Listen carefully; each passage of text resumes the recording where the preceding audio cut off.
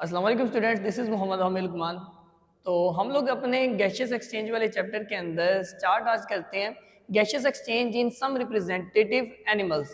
कुछ एनिमल्स के अंदर हम लोग एग्जांपल्स के साथ देखेंगे उनके अंदर गैशियस एक्सचेंज कैसे होती है। सबसे पहले हमारा ऑर्गेनिज्म है हाइड्रा। हाइड्रा साइंटिफिक नेम है, इसको आप लोगों ने अंडरलाइन करना है। अब अगर इसके हम रेस्पिरेटरी सिस्टम की बात करें तो इसके अंदर कोई स्पेशलाइज्ड ऑर्गन नहीं है, जनरल बॉडी सरफेस के जरिए ही ये रेस्पिरेशन कर रहा होता है, गैसेस एक्सचेंज कर रहा होता है। अब अगर इसके अंदर गैसेस एक्सचेंज देखा जाए तो ये दो तरीके से गैसेस को एक्सचेंज करते हैं। एक इसकी एंटायर जो बाहर वाली जनरल सरफेस है उसके जरिए, और एक उसके जो डाइजेस्टिव सिस्टम की अंदर वाली लाइनिंग है, उस डाइजेस्टिव कैविटी को हम लोग बोलते हैं एंट्रॉन। इसकी लाइनिंग इस मेम्ब्रेन के जरिए भी ये क्या करेगा, ये गैसेस एक्सचेंज करेगा। अब अगर हम इस डायग्राम के अंदर आप देखते हैं तो ये जो ब्लू के अंदर नजर आ रहा है ये आपको इसकी बाहर वाली जनरल सरफेस है। अपनी जनरल सरफेस से ही वाटर के अंदर से ऑक्सीजन को एब्जॉर्ब करता है, यानी कि ऑक्सीजन डिफ्यूजन के जरिए आगे आ जाएगी और अपने सेल से कार्बन डाइऑक्साइड को बाहर निकाल देगा, और ये अमोनिया इसके जो है वो नाइट्रोजन बेस्ड है। फिर इसी तरह दूसरी तरीका क्या है कि अपने माउथ के जरिए पानी को अंदर लेके जाता है और इसकी जो ये लाइनिंग है इसके अंदर ये ऑक्सीजन को एब्जॉर्ब कर लेता है और कार्बन डाइऑक्साइड को अंदर से बाहर निकालता है। तो इस तरह जनरली ये आम सिंपल डिफ्यूजन के जरिए अपनी जनरल बॉडी सरफेस और इंटरनल एंट्रॉन की जो लाइनिंग है उसके जरिए ये क्या करेगा, गैसियस एक्सचेंज करेगा। नेक्स्ट हम लोग आगे बात करते हैं इसका अर्थवर्म की रेस्पिरेशन। अगर अर्थवर्म की हम लोग बात कर रहे हैं तो अर्थवर्म के अंदर जो बॉडी की टाइप है या रेस्पिरेटरी सिस्टम है वो भी उसके अंदर कोई स्पेशलाइज्ड ऑर्गन नहीं है, पर इस हाइड्रा की निस्बत ये कुछ कॉम्प्लेक्स है। अब ये एक्सचेंज ऑफ गैसेस करता कैसे है, ये करता है अपनी स्किन के जरिए। किसके जरिए? स्किन के जरिए कर रहा है। अब इसकी स्किन के जरिए कर रहा है तो ये हम लोगों ने रेस्पिरेटरी सर्फेसिस की बात लास्ट टॉपिक के अंदर की थी, और हम लोगों ने ये बात की थी कि जो रेस्पिरेटरी सर्फेसिस होती हैं वो मॉइस्ट होती हैं, उसके अंदर ब्लड वेसल्स बहुत ज्यादा होती हैं। तो यही इस दोनों की कैरेक्टरिस्टिक है कि इसकी जो स्किन है वो ब्लड कैपिलरीज बहुत ज्यादा है। इसकी जो स्किन है इट ऑलवेज केप्ट मॉइस्ट, हमेशा वो नमी रहती है उसके अंदर। अब आपको क्वेश्चन आ सकता है कि अर्थवर्म की स्किन मॉइस्ट कैसे रहती है, तो दो चीजें हैं। एक, इसकी स्किन के अंदर एपिडर्मल म्यूकस ग्लैंड्स हैं, म्यूकॉइड ग्लैंड्स की वजह से म्यूकस को बाहर रिलीज करेगा और क्या करेगा, ये अपनी स्किन को मॉइस्ट रखेगा। दूसरी चीज, इसकी बॉडी के अंदर सिलोमिक फ्लूइड जो होता है उसके पोर्स होते हैं बाहर, उनके अंदर से सिलोमिक फ्लूइड को बाहर निकालता है और स्किन सारी क्या हो जाती है, मॉइस्ट हो जाती है। तो ये इन दो तरीकों से क्या करता है, अपनी स्किन को मॉइस्ट रखता है। नेक्स्ट हम इस अर्थवर्म की बात करते हैं इसकी प्रोसेस ऑफ गैसियस एक्सचेंज की। अब इसमें गैसियस एक्सचेंज कैसे होती है, 4 स्टेप्स आपको यहाँ पे नजर आ रहे हैं। पहले स्टेप में क्या होगा, एनवायरनमेंट के अंदर जो सी एयर है, जैसे हम लोग यहाँ बात कर रहे हैं तो ये सारी क्या इधर एयर है, एयर के अंदर से जो ऑक्सीजन है उसको क्या करेगा, सबसे पहले ये इसकी अगर स्किन है तो स्किन के अंदर एब्जॉर्ब करेगा। सबसे पहले क्या हुआ कि अपनी स्किन की वॉल के अंदर गई, स्किन की वॉल के बाद ये जाती है उसके ब्लड के अंदर। एब्जॉर्प्शन कैसे हुई, एनवायरनमेंट से ऑक्सीजन स्किन में, स्किन से ब्लड के अंदर, इस तरीके से यहाँ पे क्या ये डिफ्यूजन के जरिए जाएगी। स्किन के अंदर स्किन की वॉल से, ब्लड के अंदर ब्लड वेसल्स की वॉल से वो डिफ्यूज करके जाएगी। दूसरे स्टेप में क्या होगा, अब ये ब्लड है इसके अंदर, इस ब्लड के अंदर यहाँ पे हीमोग्लोबिन है, ये जो ऑक्सीजन है ये इस हीमोग्लोबिन के साथ मिलेगी और इसको बना देगी ऑक्सी हीमोग्लोबिन। तो ये ऑक्सी हीमोग्लोबिन में कन्वर्ट हो जाता है और इस ऑक्सी हीमोग्लोबिन को पूरी बॉडी के अंदर भेज दिया जाता है।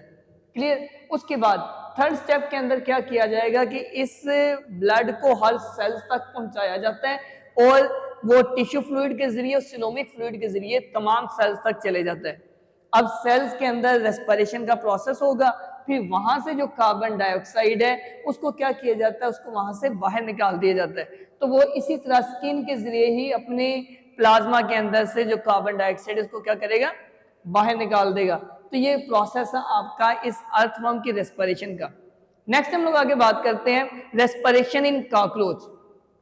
अब अगर कॉकरोच की बात करते हैं तो कॉकरोच के अंदर स्पेशलाइज्ड जो है वो रेस्पिरेटरी सिस्टम है।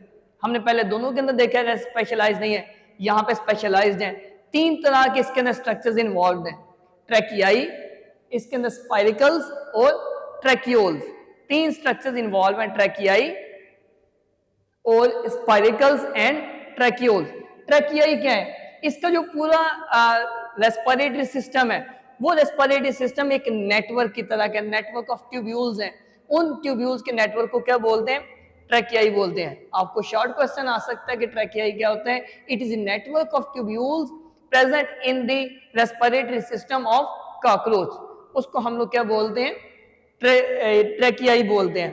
फिर इसके बाद स्पाइरिकल्स। स्पाइरिकल्स क्या है कि इसकी ये जो ट्रैकियाई है वो एनवायरनमेंट के साथ उसकी एक ओपनिंग है, यानी कि एनवायरनमेंट के अंदर से जो गैसेस को एक्सचेंज कर रहा है बॉडी के अंदर और एनवायरनमेंट में, वो इस स्पाइरिकल्स के साथ होता है। अब स्पाइरिकल्स कितने नंबर में कहां कहां पे प्रेजेंट है, ये आपको एमसीक्यूज आ सकता है। तो ये जो 10 pair of spiracles total present है।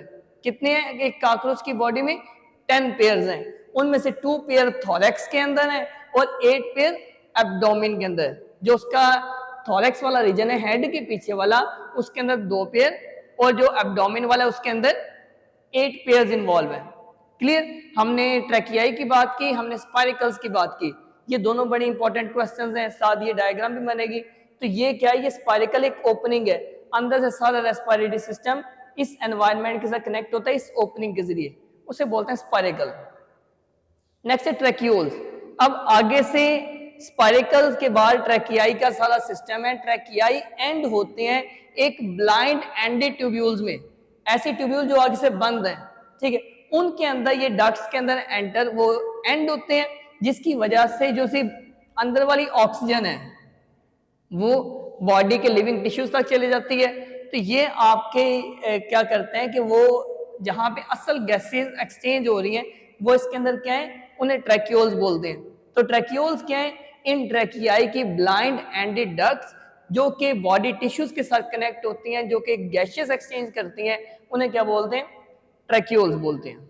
तो अभी हम बात करते हैं कि गैसेस एक्सचेंज इन कॉकरोच। तो आपका यहाँ पे जो कॉकरोच के अंदर हम लोग बात कर रहे थे, तो कॉकरोच के अंदर आपकी गैसेस एक्सचेंज किस तरह की होती है? तो कॉकरोच के अंदर सारा हम प्रोसेस की बात करते हैं। तो यहाँ पे सबसे पहली चीज क्या की जाती है? अपने स्पाइरिकल और एनवायरनमेंट के दरमियान में एक कंसंट्रेशन का ग्रेडियंट रखता है। क्या करता है? एक कंसंट्रेशन का ग्रेडियंट मेंटेन करता है। कंसंट्रेशन ग्रेडियंट का मतलब होता है कि एक जगह पे गैसेस को बहुत ज्यादा रखा हुआ है, दूसरी जगह पे कम रखा हुआ है। अब ये उसके बस में तो ये तो नहीं है कि वो एक जगह पे गैस को ज्यादा इकट्ठा कर ले। वो करता क्या है? यहाँ पे अपनी बॉडी के एरिया को चेंज कर लेता है, यानी कि अपने एब्डोमेन को एक्सपेंड करेगा तो अंदर गैसेस ज्यादा आ जाएंगी, वो बाहर से अंदर ले आएगा।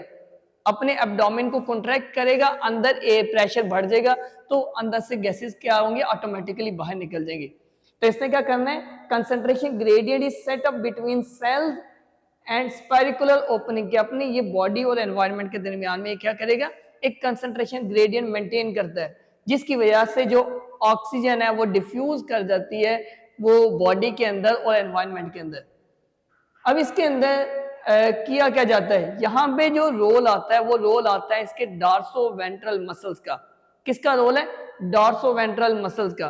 तो आपको ये क्वेश्चन आ सकता है यहाँ पे शॉर्ट के अंदर भी कि describe the role of dorsoventral muscles in cockroach. तो डॉर्सोवेंट्रल मसल्स का क्या काम है? यहाँ पे डॉर्सोवेंट्रल मसल्स क्या करते हैं? डॉर्सल कहते हैं अपर वाले, यानी कि उसकी जो बेली वाले हैं, और वेंट्रल दूसरे वाले। तो ये अपने डॉर्सोवेंट्रल मसल्स को कॉन्ट्रैक्ट और रिलैक्स करता है। अगर ये इस तरीके से एक्सपेंड कर रहे हैं तो क्या होगा? बॉडी के दरमियान में एरिया बढ़ गया, एरिया बढ़ गया तो अंदर एयर आ सकती है। अगर कॉन्ट्रैक्ट कर दिया तो एरिया कम हो गया, अंदर से ऑटोमेटिकली एयर क्या हो जाती है? बाहर निकल जाती है। क्लियर? तो डॉर्सोवेंट्रल मसल्स क्या करते हैं? इनकी कॉन्ट्रैक्शन और रिलैक्सेशन गैसेस के एक्सचेंज करवा रही है। अब इसके अंदर 2 स्टेप्स हैं, इंस्पायरेशन और एक्सपायरेशन। इंस्पायरेशन कहता है इनहेल करना, एयर को अंदर लेके जाना, एक्सपायरेशन बाहर निकालना। इंस्पायरेशन में क्या होगा कि इसका जो एब्डोमेन है एक्सपैंड करेगा। आपको क्वेश्चन आ सकता है कि अगर कॉकरोच का एब्डोमेन एक्सपैंड करे तो क्या होगा? इंस्पायरेशन होगा। ये अपने एब्डोमेन को एक्सपैंड कराएगा, अंदर एरिया बढ़ गया, एरिया ज्यादा हो जाने की वजह से प्रेशर क्या होगा? डिक्रीज हो जाएगा। तो प्रेशर डिक्रीज करके इसने एक ग्रेडियंट मेंटेन कर लिया, बाहर प्रेशर ज्यादा अंदर कम है, बाहर से ऑटोमेटिकली एयर क्या होगी, अंदर आ जाएगी। इसे सिर्फ अपने एब्डोमेन के एरिया को कम या ज्यादा करना है। नेक्स्ट क्या हुआ कि जब अपने एब्डोमेन को जो सा इसने क्या किया है, यहाँ पे एक्सपैंड किया है। एब्डोमेन एक्सपैंड करने के बाद इसके जो से स्पाइरिकल्स हैं, अगर हम इसको एक आपके कॉकरोच कंसीडर करते हैं, ये कॉकरोच का पोर्शन है थोरेक्स। हम लोगों ने बात की 10 पेयर ऑफ इसके अंदर क्या है, स्पाइरिकल्स, 2 इसके थोरेक्स के अंदर हैं और 8 इसके कहां पे हैं, एब्डोमेन के अंदर। अब इंस्पायरेशन के लिए ये जो पहले 2 पेयर ये वाले थोरेक्स वाले, पहले 2 पेयर एब्डोमेन वाले, इनको क्या करेगा, ओपन करेगा, यहां पे इनको क्लोज रखेगा, पहले 4 पेयर को ओपन करेगा, जिसकी वजह से एनवायरनमेंट के अंदर से जो एयर है वो बॉडी के अंदर आ जाती है। इंस्पायरेशन में क्या किया इसने, एब्डोमेन को इसने एक्सपैंड किया है अपने डॉर्सल वेंट्रल मसल्स की वजह से। एब्डोमेन एक्सपैंड करने के बाद पहले 4 पेयर ऑफ स्पाइरिकल्स क्या करेगा, ओपन हो जाएंगे, जिसकी वजह से एयर बाहर से अंदर आ जाती है। अब एक्सपायरेशन में क्या होगा, एब्डोमेन कॉन्ट्रैक्ट करेगा, एब्डोमेन सिकुड़ जाएगा, अंदर प्रेशर क्या हो गया, प्रेशर बढ़ गया। प्रेशर बढ़ने की वजह से ये जो पहले 4 ओपन किए थे इनको क्लोज कर देगा, बाकी के जो से 6 पेयर रह गए हैं उनको क्या करेगा, ओपन कर देगा, जिसकी वजह से जो सी एयर अंदर है वो क्या होगी, बाहर चले जाएगी। तो ऑक्सीजन को अंदर लाने के लिए, इनहेल करने के लिए क्या करेगा, एब्डोमेन एक्सपैंड, पहले 4 पेयर जो से उसके अंदर वो ओपन करेगा स्पाइरिकल्स के, और एयर अंदर आ जाएगी। एक्सहेलेशन में जो सा इसका एब्डोमेन कॉन्ट्रैक्ट करेगा, आगे वाले जो 6 पेयर हैं उनको ओपन करेगा और एयर बाहर चले जाएगी। क्लियर। अब हम एक इसका ब्रीफ सा पाथवे देखते हैं कि ये स्पाइरिकल्स थे, स्पाइरिकल्स के बाद ट्रैकिया के अंदर वो जाएगी एयर, ट्रैकिया के बाद ट्रैकियोल्स में, ये स्पाइरिकल्स हैं, स्पाइरिकल्स के बाद ट्रैकियाई में, ट्रैकियाई के बाद ट्रैकियोल में, देन उसकी पूरी बॉडी के अंदर वो गैसेस एक्सचेंज होगी। क्लियर। तो आपको अगर एमसीक्यूज आता है कि कॉकरोच के अंदर गैसेस एक्सचेंज किस जगह पे होती है, ट्रैकियोल्स के अंदर होती है। नेक्स्ट हम लोग बात करते हैं गैसेस एक्सचेंज इन फिश। अब मछलियों के अंदर कैसे हो रही है, फिशेस के अंदर जो रेस्पिरेटरी सिस्टम है वो भी प्रॉपर तरीके से है, इसके अंदर जो गैसेस एक्सचेंज हो रही हैं वो हो रही हैं गिल्स के जरिए। आपको क्वेश्चन आ सकता है गिल्स की लोकेशन क्या है, तो these are located at the junction of head and trunk, head और ट्रंक के जंक्शन में। जैसे अगर ये फिश है तो ये फिश का इतना सा है हेड, अब ये बाकी का जो पोर्शन है वो है ट्रंक, जहां पे हेड और ट्रंक आपस में कनेक्ट होते हैं उस जंक्शन पे इसके गिल्स प्रेजेंट है। अब ये करेगा कैसे कि गिल्स एक्वेटिक एनिमल्स के अंदर गैसेस एक्सचेंज के लिए क्या है, मॉडिफाइड है। अब इसके अंदर यहाँ पे गिल्स के अंदर आपके कुछ डिफरेंट तरह के स्ट्रक्चर्स हैं। एक उन्होंने कहा गिल स्लिट्स होती हैं, गिल्स के अंदर क्या है, गिल स्लिट्स। अगर आप किसी मछली को देखते हैं ना, मछली के अंदर वो जो है 7 गिल्स की तरह के उसके हेड के साथ बने होते हैं, उसमें ब्लैक कलर के आपको एक स्लिट्स की तरह के नजर आ जाते हैं कि अलग अलग पीस हैं, वो उनको बोलते हैं गिल स्लिट। तो आपके क्या है 4 to 5 pair of gills open through Gill slit, कि वो जो एक खाली जगह है, ठीक है, वो जो सी एक ओपनिंग, तो उसे क्या बोलते हैं, गिल स्लिट, उसके अंदर 4 to 5 जो से पेयर्स हैं वो किसके हैं, गिल्स के मौजूद हैं, ब्लैक कलर के गिल्स हैं, बाहर वाली जो सी ओपनिंग है उसे गिल स्लिट बोलते हैं। अभी उन्होंने बात किया कि ये कहां पे होते हैं, it is visible on the surface of the pharynx in cartilaginous fish. Cartilaginous fish में जो रेस्पिरेटरी सिस्टम की मुकम्मल बात करता है, उसका जो फेरिंक्स वाला पोर्शन है वहां पे ये प्रेजेंट होंगे। फिर उन्होंने कहा या फिर ये कहां पे हो सकते हैं, जो ब्रंकियल कैविटी है, यानी कि ब्रोंकाई वाली जो कैविटी है उसके अंदर प्रेजेंट होंगे, और उसको कवर किया होगा ओपर्कुलम ने। आपके कुछ फिशेस हैं, जैसे अगर यहाँ पे एक फिश है तो इसके गिल्स के ऊपर एक ढक्कन की तरह का स्ट्रक्चर है, अगर उसके अंदर ब्रोंकियल कैविटी पे है फिर उसके ऊपर एक ढक्कन की तरह का स्ट्रक्चर होता है जिसे क्या बोलते हैं, ओपर्कुलम। और कार्टिलेजिनस फिश के अंदर क्या होता है कि वो फेरिंक्स की सरफेस पे आपको बाहर से ही विजिबल होते हैं। अगर हम बाकियों में देखते हैं तो ओपर्कुलम से कवर है, पर कार्टिलेजिनस फिश में बाहर से ही आपको विजिबल होते हैं। नेक्स्ट हम लोग आगे बात करते हैं इसके अंदर प्रोसेस इसकी गैसेस एक्सचेंज का। तो होता क्या है, इसका फिश का हार्ट है, हार्ट से जो डीऑक्सीजनेटेड ब्लड है वो बॉडी से उसने हार्ट में लेके गया था, हार्ट में इससे क्या गया कि वो सारे का सारा ब्लड कहां पे चला जाएगा, गिल्स में। हुआ क्या है, हार्ट है, हार्ट ने पंप किया ब्लड को, कहां भेज दिया, गिल्स में। अब गिल्स के अंदर कंटिन्यूअसली वाटर आ रहा है, पानी, माउथ के जरिए ये पानी को बॉडी के अंदर लेके जाती है, गिल्स के जरिए बाहर निकालती हैं। तो गिल्स के अंदर मुसलसल पानी आ रहा है जिसमें ऑक्सीजन डिसॉल्व है, तो हार्ट ने गिल्स में भेजा, गिल्स में ऑक्सीजनेशन होगी, ऑक्सीजनेटेड ब्लड बॉडी में जाएगा, बॉडी से वापस वो हार्ट में जाएगा।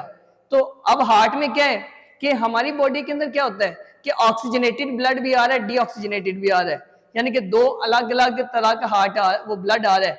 फिशेस के अंदर सिर्फ एक ही तरह का आ रहा है, डीऑक्सीजनेटेड। तो इसके हम कहते हैं सिंगल सर्किट हार्ट के, एक तरफ से ब्लड आ रहा है दूसरी तरफ से भेज देगा, तो इसको हम क्या बोलेंगे, सिंगल सर्किट हार्ट। आपको क्वेश्चन आ सकता है how the heart of the fishes is single circuit heart.